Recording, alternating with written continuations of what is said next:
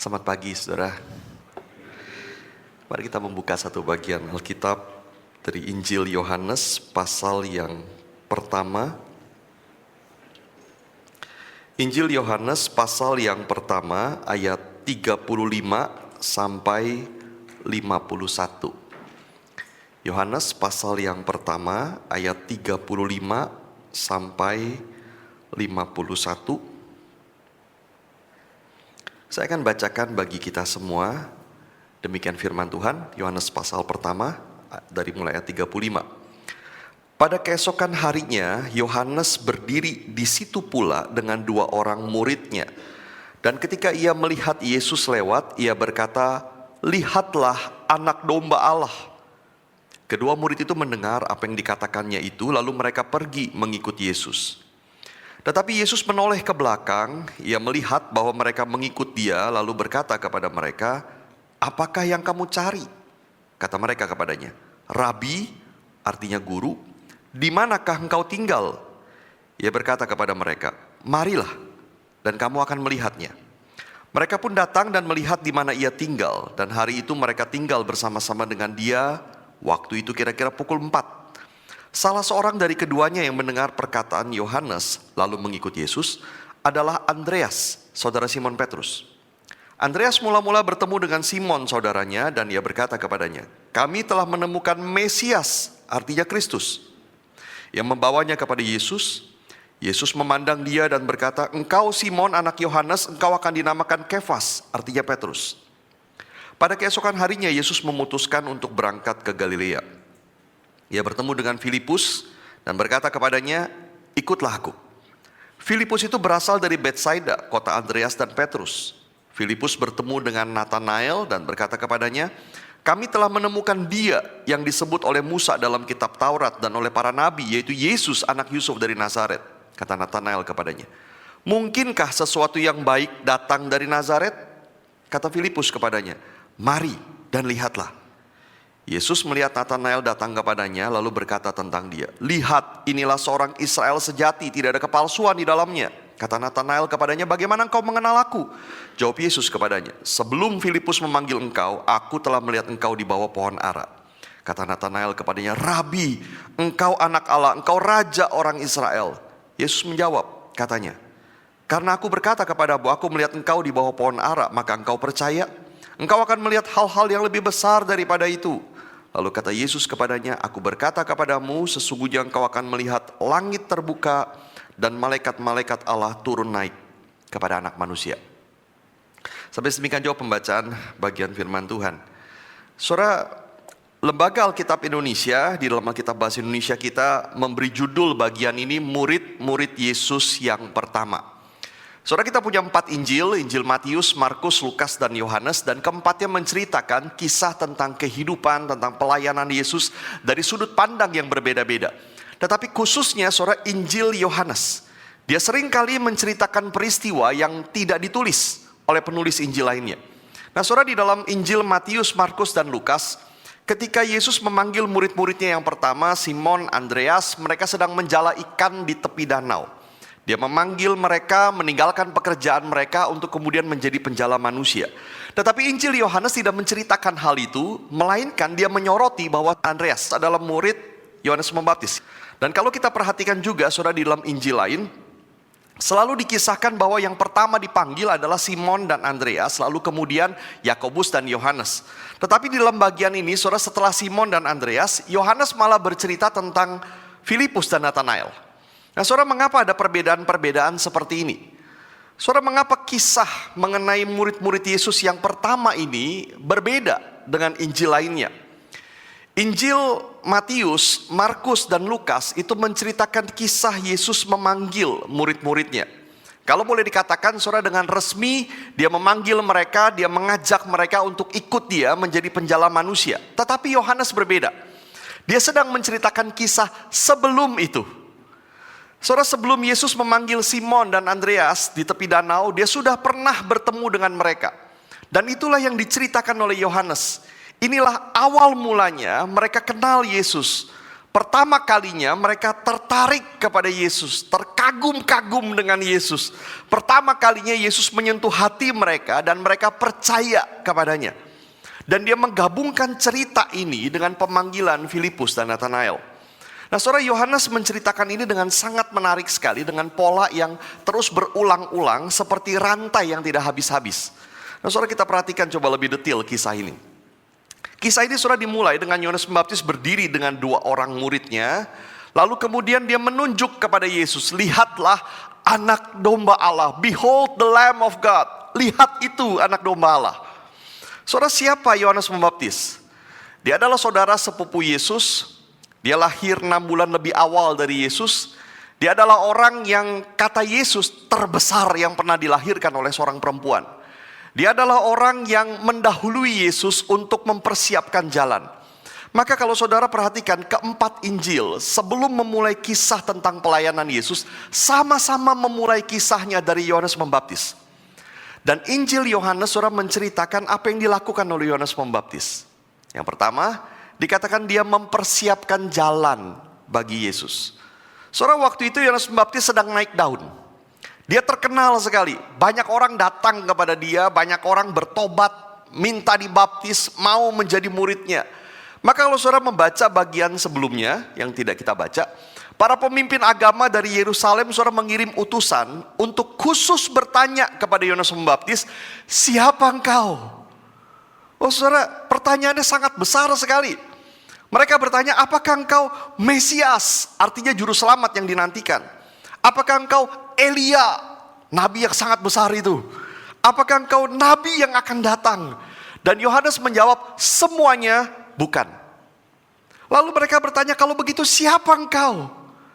Saudara, mungkin mereka bertanya, kira-kira saya membayangkan begini, kenapa engkau membaptis orang? Kenapa engkau mengajak orang bertobat, kemudian engkau punya otoritas untuk membaptis mereka? Kalau boleh pakai istilah lain, kenapa engkau begitu hebat? Kenapa engkau begitu diurapi? Kenapa banyak orang kemudian percaya kepadamu? Siapa engkau sebetulnya? Saudara, Yohanes Pembaptis tidak GR ditanya begitu. Tetapi dia menjawab bahwa dia menggenapi nubuatan dari Nabi Yesaya. Aku hanyalah suara orang yang berseru-seru di padang gurun, yang berteriak, siapkanlah jalan bagi Tuhan. Dengan kata lain, saudara, dia ingin berkata, aku ini bukan siapa-siapa. Di perjanjian lama sudah dinubuatkan Mesias akan datang. Dan akan ada suara orang yang berseru-seru di padang gurun mempersiapkan jalan bagi Mesias itu. Itulah aku. Aku hanya mempersiapkan jalan untuk Mesias. Aku ini orang yang membuka tali kasutnya pun aku tidak layak. Di bagian lain saudara, Yohanes Pembaptis berkata, Mesias itu harus makin besar tetapi aku harus makin kecil. Saudara, ini Yohanes Pembaptis. Dia hanya mempersiapkan jalan bagi Yesus. Yang kedua, saudara, yang dilakukan oleh dia, dia menunjuk kepada Yesus. Saudara, di ayat 31 bagian yang sebelumnya yang tidak kita baca, dia berkata begini, aku sendiri pun mula-mula tidak mengenal dia. Dan Yohanes Pembaptis saudara hanya tahu tugas dia adalah mempersiapkan jalan bagi Mesias. Dengan berseru minta orang bertobat, dengan membaptis mereka. Siapa Mesias itu dia sendiri tidak tahu. Tuhan hanya memberitahu dia, kalau engkau melihat Roh Kudus turun atas seseorang dan tinggal di atasnya, itu orangnya. Saudara, maka bisa kita bayangkan, selama ini banyak orang kagum dengan Yohanes Pembaptis, percaya dengan dia. Murid-muridnya harus meninggalkan banyak hal untuk mengikut dia, karena percaya dia orang besar. Tetapi dia malah berkata, bukan aku. Aku bukan siapa-siapa. Aku hanya hamba. Tunggu nanti Mesias akan datang. Dan ketika Yesus datang, Yohanes melihat Roh Kudus turun atasnya. Saya membayangkan dengan gemetar, saudara, dia menunjuk kepada Yesus. Ini orangnya. Anak domba Allah yang menghapus dosa dunia. Ini orangnya. Saudara, kisah yang kita baca dimulai dari titik itu. Ketika keesokan harinya, Yohanes Pembaptis sedang bersama dengan 2 orang muridnya. Dan dia melihat Yesus lewat. Lagi-lagi dia berkata, lihatlah anak domba Allah. Itu orangnya. Dan dampaknya luar biasa. Surah Alkitab mengatakan 2 orang muridnya yang mendengar kalimat itu kemudian pergi meninggalkan dia dan mengikut Yesus. Saudara, inilah Yohanes Pembaptis. Seumur hidup dia merendahkan diri di hadapan Yesus. Dia hanya mempersiapkan jalan bagi Yesus dan menunjuk kepada Yesus. Lihatlah anak domba Allah yang menghapus dosa dunia. Nah, saudara perhatikan gambaran yang sangat menarik begini. Selama itu murid Yohanes Pembaptis mendengar dari dia tentang Mesias yang akan datang. Juru selamat yang dinantikan. Tunggu dia, ikut dia. Sekarang mereka mendengar Yohanes Pembaptis berkata, itu orangnya. Itu anak domba Allah yang menghapus dosa dunia. Maka bagi mereka that's it. That's enough. Mereka pergi langsung meninggalkan Yohanes Pembaptis dan kemudian mengikut Yesus. Tetapi mereka tidak berani berkata apa-apa. Mereka hanya ikut saja, berjalan di belakang Yesus. Itu sebabnya kalau kita lihat ayat 37, 38, kesannya adalah mereka mengekor saja dari belakang tanpa berkata apa-apa. Mereka tidak tahu harus berbuat apa. Nah, saya membayangkan saudara, mungkin ada banyak keraguan di dalam hati mereka. Siapakah orang ini? Betulkah dia Mesias? Penampilan Yesus sangat biasa. Mungkinkah Yohanes Pembaptis salah? Ada banyak pertanyaan saudara di dalam hati mereka. Sampai tiba-tiba Yesus kemudian berhenti, dia menoleh ke belakang dan Yesus bertanya kepada mereka sederhana, kamu mengikuti aku, apa yang kamu cari? Apa yang kamu inginkan? What do you seek? Saudara, ini kalimat yang sangat luar biasa. Ketika ada orang yang menunjukkan ketertarikan ikut Yesus, Yesus tidak bilang, kamu siap mau ikut aku, begitu. Tidak. Dia tanya, apa yang kamu cari? Apa yang kamu inginkan? Saya berpikir kalau Yesus juga bertanya yang sama kepada saya, kepada kita, apa yang akan kita jawab? Engkau ikuti aku. Apa yang kamu cari? Apa yang kamu inginkan? Yesus ingin dari awal sekali, siapapun yang mengikut dia, pikirkan, apa yang kamu cari? Apa yang kamu inginkan? Sampai mau ikut Yesus. Dan 2 orang ini saudara menjawab sangat aneh. Dan bukan jawaban sebetulnya. Rabi, di mana engkau tinggal? Mereka jawab begitu. Mungkin mereka berkata, Rabi, kami tidak tahu harus berkata apa, kami tidak tahu harus jawab apa, bolehkah kami ngobrol denganmu? Di mana engkau tinggal? Dan Yesus meladeni mereka, dia berkata, mari, kamu akan melihatnya. Come and you will see. Mari lihat sendiri. Dan Alkitab sengaja menambahkan detil, hari itu mereka tinggal bersama-sama dengan dia, waktu kira-kira pukul 4. Artinya, sudah sore.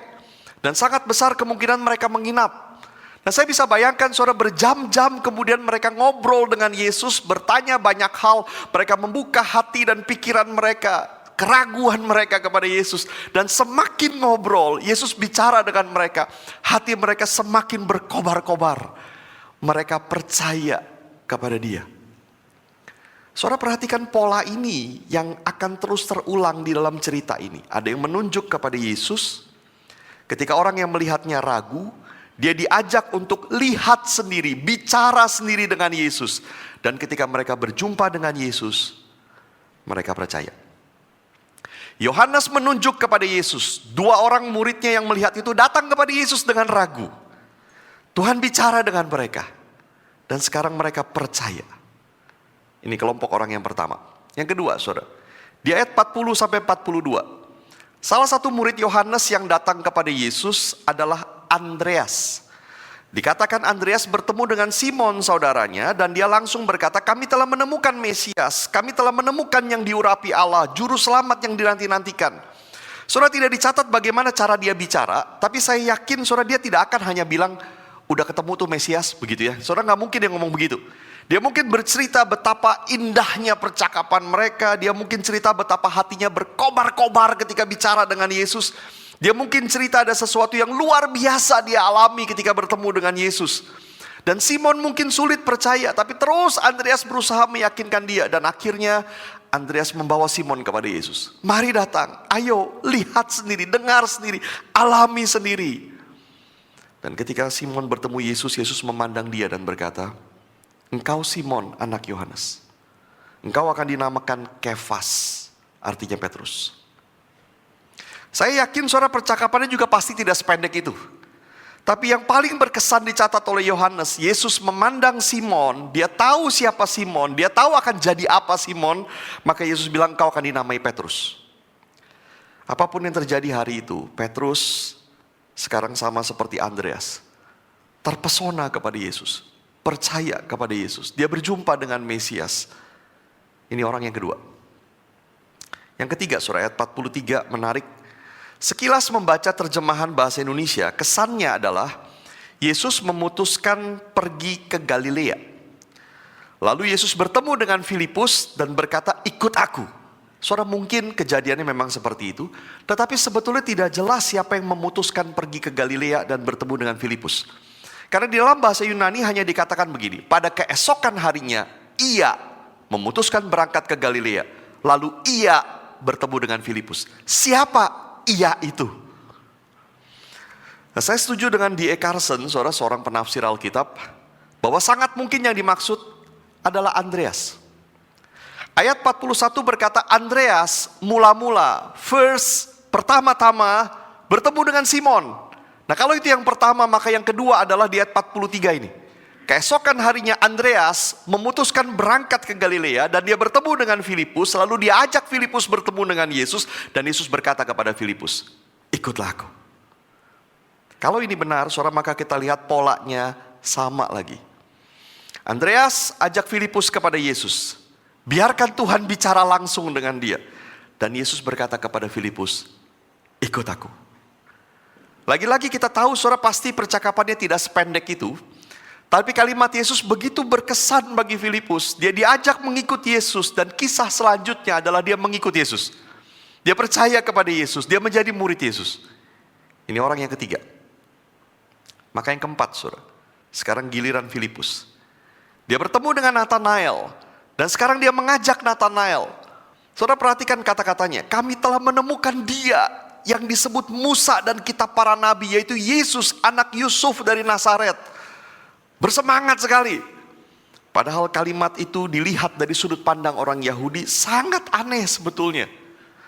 Tidak pernah saudara Musa dan para nabi menyebut Mesias akan datang dari anak Yusuf, tukang kayu dari Nazaret.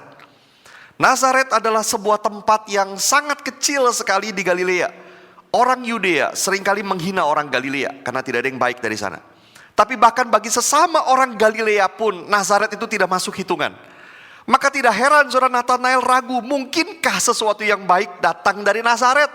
Kota yang sangat kecil, tidak ada artinya, tidak pernah disebut ada yang baik datang dari sana. Maka pola yang sama terjadi lagi. Filipus berkata, mari dan lihatlah, come and see by yourself. Mari dan lihatlah sendiri. Maka Nathanael pun datang.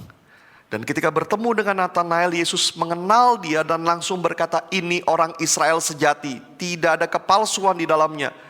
Yesus tahu siapa Nathanael. Nathanael kaget, bagaimana mungkin Yesus bisa kenal dia.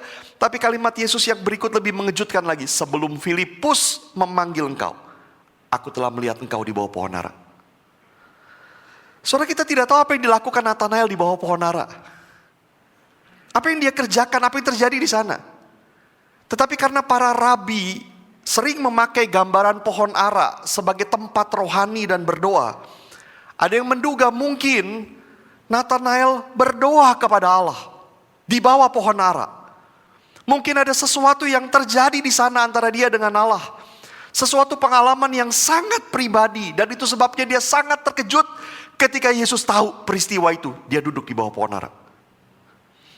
Kalau saudara menonton film The Chosen, saya sangat suka dengan gambaran di dalam film itu ketika dia menggambarkan Nathanael. Nathanael sedang frustasi dengan hidupnya, merasa tidak punya lagi arti hidup. Dia duduk di bawah pohon ara. Dia membakar semua hasil kerja dia sambil dia berseru kepada Tuhan. Tuhan, aku lakukan semua ini untukmu. Tidak ada lagi gunanya. Di mana engkau? Jangan palingkan wajahmu daripadaku. Dengar seruanku. Tidak ada jawaban. Di film itu kemudian digambarkan dia hanya menangis sendirian di bawah pohon ara itu. Saudara bayangkan apa yang dia rasakan ketika kemudian Yesus berkata kepadanya, "Aku telah melihat engkau di bawah pohon ara itu." Pada waktu engkau frustasi, pada waktu kau menangis, aku tidak memalingkan wajahku daripadamu. Saat engkau sedang sangat hancur, aku melihat engkau waktu itu di bawah pohon ara. Maka Natanael langsung mengaku, "Engkau anak Allah, engkau raja orang Israel, engkau Mesias." Ini orang yang keempat. Saya yakin Yohanes bisa melanjutkan kisah ini ke orang yang kelima, keenam, dan seterusnya. Tapi kisahnya berhenti di sini dulu. Ada beberapa hal saudara yang saya ajak kita renungkan dari bagian ini. Yang pertama, saudara perhatikan bagaimana satu persatu orang di dalam kisah ini bertemu dengan Yesus. Dimulai dari Yohanes Pembaptis, lalu ke Andreas, Simon, Filipus, lalu Natanael. Saudara perhatikan bagaimana seperti rantai itu terus berlanjut. Tidak ada satupun dari mereka yang berkata begini, "Percayalah kepadaku, because I said so." Karena aku bilang begitu. Pokoknya percayalah kepada Yesus, karena aku ngomong seperti itu. Tidak, saudara. Semua selalu hanya berkata, "Come and see." Mari datang dan lihat sendiri. Datang sendiri, dengar dia sendiri, alami dia sendiri. Engkau akan percaya. Dan pola ini terus terulang di dalam sejarah gereja sampai hari ini. Orang yang percaya kepada Yesus, menunjuk kepada Yesus yang dikisahkan di dalam Alkitab. Lalu membiarkan orang itu membaca sendiri Alkitab. Membiarkan dia datang sendiri kepada Yesus, dengar sendiri, alami sendiri, dan dia akan percaya. Dan mereka yang sudah percaya kemudian pergi lagi mengajak orang yang lain, "Mari lihat sendiri, alami sendiri." Demikian terus sampai hari ini. Kalau saudara belum percaya kepada Yesus, izinkan saya mengajak yang sama kepada saudara. Come and see by yourself. Mari datang, lihat sendiri, alami sendiri, dengar dia sendiri. Dan saya berdoa anugerah Tuhan menolongmu untuk berjumpa dengannya. Bagi saudara yang percaya, tugas kita hanya itu. Ketika orang percaya, bukan karena kita, tapi karena Yesus. Dan mungkin itu berarti kita mengajak dia untuk membaca Alkitab bersama kita. Kita mengajak orang mendengar tentang Yesus yang dinyatakan di dalam Alkitab. Tugas kita hanya menunjuk kepada Yesus. Lewat perkataan, lewat kehidupan, lewat kesaksian kita. Itu Yesus, anak domba Allah yang menghapus dosa dunia. Pertanyaannya, apakah kita melakukan itu dengan setia?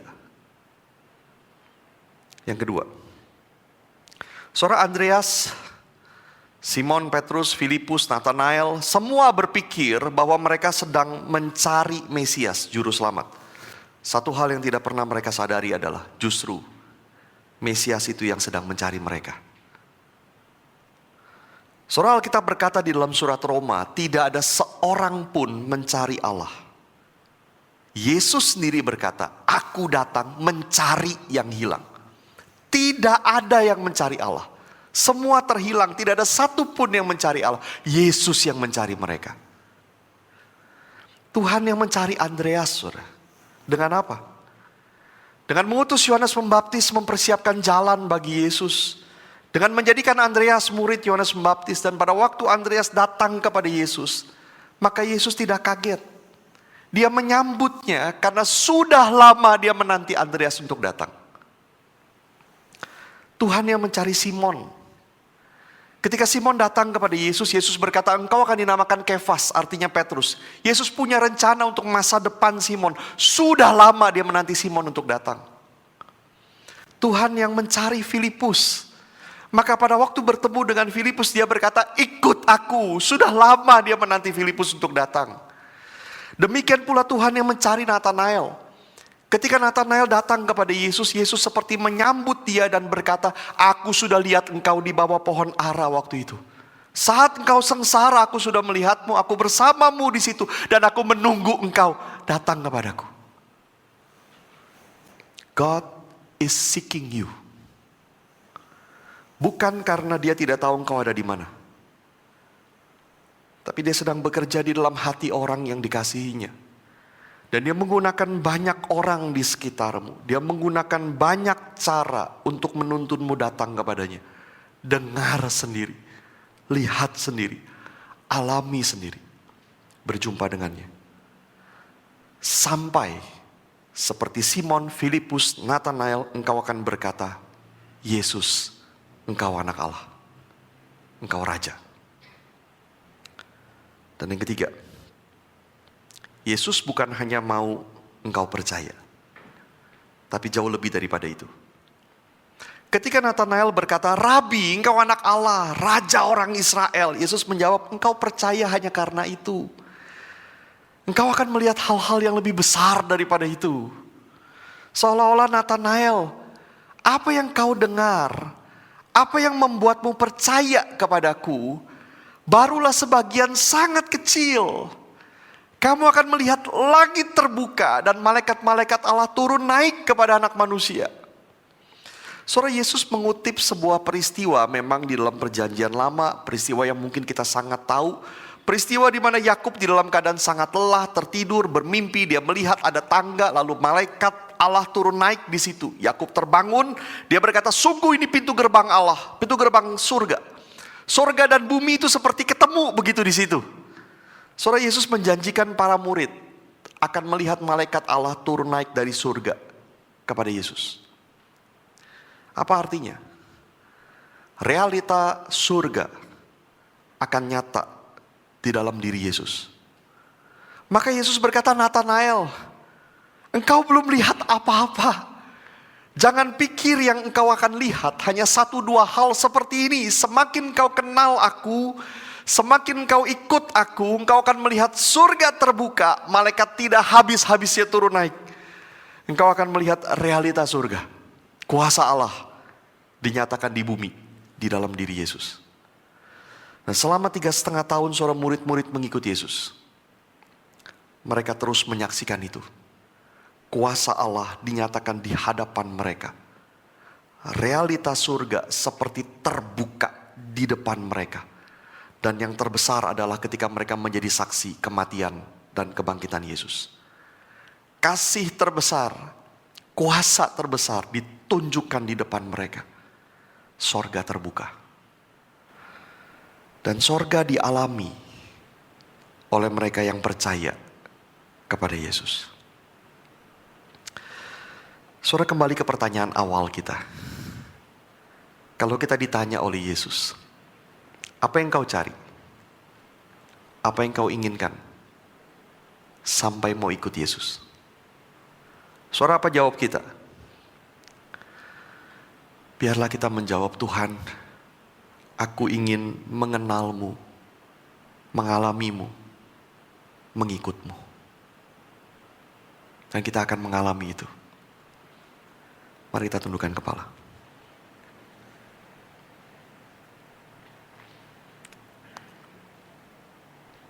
Saudara, mari kita teduh di hadapan Tuhan. 2 pertanyaan yang saya ajak kita renungkan bersama. Yang pertama, apa yang akan saudara lakukan untuk menunjuk kepada Yesus? Mengajak orang datang kepada Yesus. Datang sendiri, lihat sendiri, alami sendiri. Apa yang saudara akan lakukan untuk mengundang mereka? Come and see by yourself. Doakan.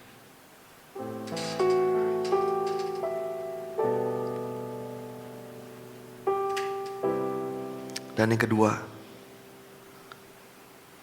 apa yang kau cari? Apa yang kau inginkan? What do you seek? Ketika engkau berkata mau mengikut Yesus.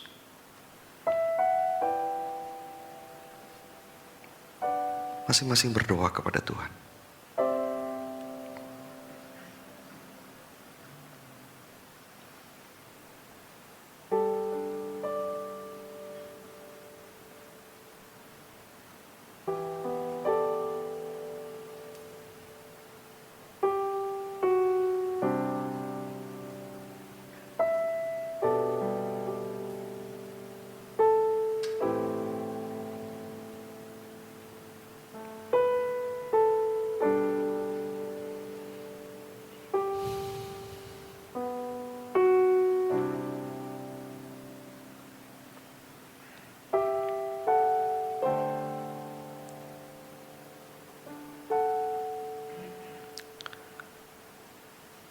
Tuhan,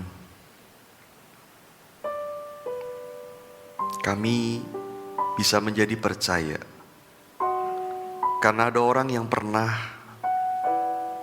menunjuk kepada Yesus. Kami datang dan kami pun percaya. Tuhan, biarlah kami selalu berusaha menunjuk kepada Yesus. Bukan kami, tapi kami menunjuk kepada Yesus saja. Lewat hidup kami, lewat perkataan kami. Tuhan, tolong kami. Ada banyak orang yang perlu datang kepadamu, mendengar sendiri, mengalami sendiri. Oh Tuhan, bekerjalah. Setiap orang yang datang kepadamu, mereka yang membuka firman-Mu, mereka yang mendengar firman-Mu, mereka yang mendengar kesaksian tentang kebesaran-Mu, Tuhan, bekerjalah, beranugerahlah, membawa mereka percaya kepadamu. Tuhan, tolong kami ya Tuhan, untuk kami sungguh-sungguh ingin mengenal-Mu, mengalami-Mu, dan mengikut-Mu. Terima kasih ya Tuhan untuk apa yang kami renungkan bersama-sama pagi hari ini.